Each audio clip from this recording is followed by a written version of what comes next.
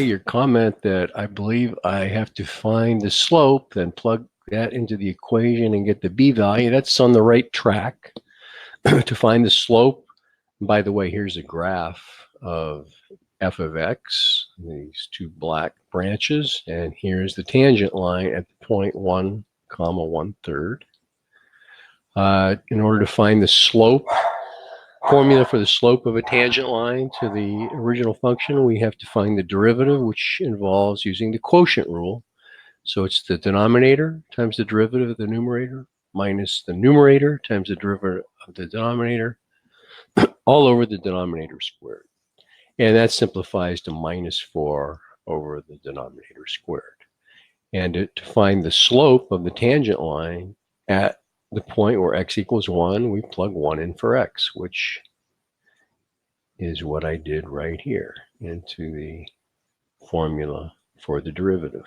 And so the slope of this red line is -4/9. The equation, we can use point slope. Passes through this point with a slope of -4/9. So y minus 1/3 equals the slope times the quantity x minus x sub 1. And x sub 1 is 1. And you could put that in slope-intercept form by isolating y.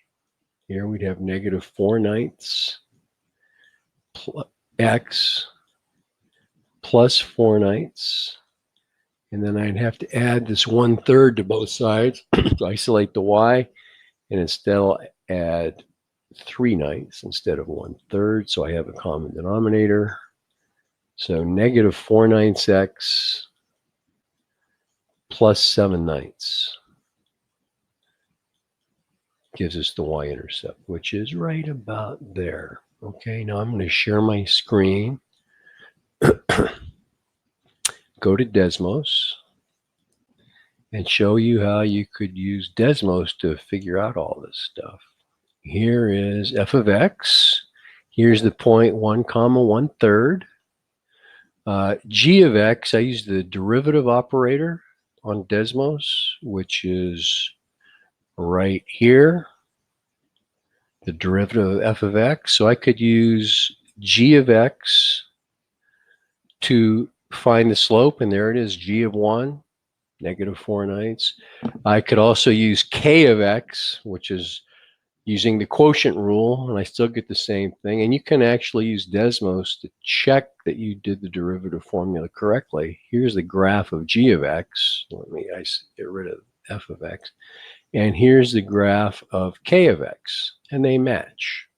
So that means I've got the formula set up correctly. And by the way, there's the slope of the tangent line using the equation of the tangent line using the point slope formula. Okay, there you go.